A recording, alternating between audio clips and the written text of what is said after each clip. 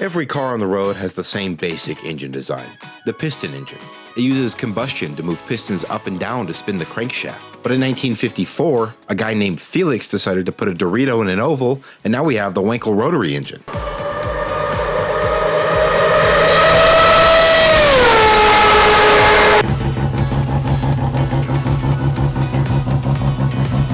Felix Wankel was born in 1902 in southwestern Germany. At the young age of 17, he first dreamt of the idea for a new type of engine, half turbine, half reciprocating. It is my invention. Then just 5 years later, he conceived the Wankel engine. On another note, he was also maybe kinda sorta a Nazi. He maybe talked to Hitler. The rotary engine was originally designed as a supercharger for NSU's motorcycle engine. Later, in 1954, NSU agreed to develop a rotary internal combustion engine. The first prototype ran for the first time on February 1st, 1957, and made an astounding 20 horsepower. The rotary engine works by having a triangular rotor spin in an oval-like eptotoroid, creating the cycle of the engine using the spaces in between the rotor and the walls to create compression and combustion. This makes the rotor spin, which spins the output shaft, in turn spinning the wheels.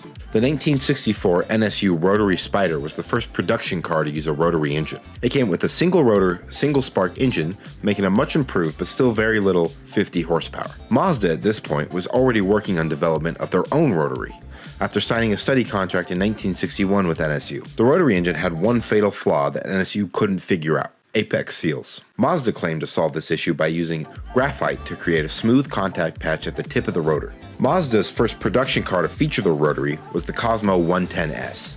It would come with a two-rotor, making 130 horsepower at its peak. 1971 would see the introduction of the RX-3.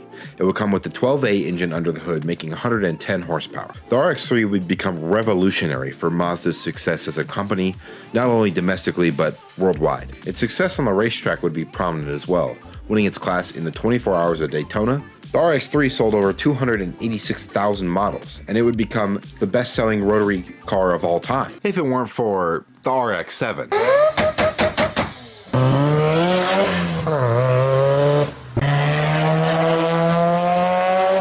The Series 1 RX-7 came out in 1978, and it was a true sports car. It had one main advantage compared to its competition: it was light. The small nature of the rotary engine meant that it could be stuffed behind the front axle, giving it much better weight distribution, and it was fast, just not in a straight line.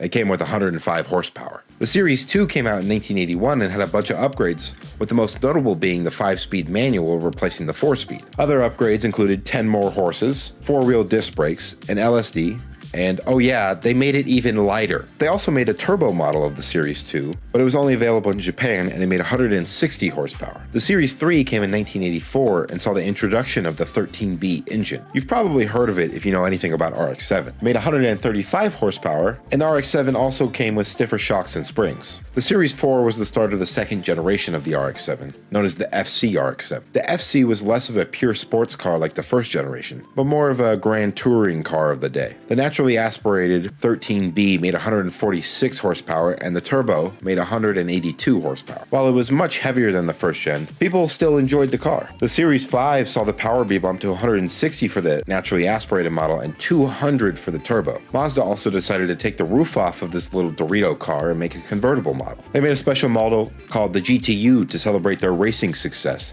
and it was more raw with manual windows, bigger tires, and a better LSD.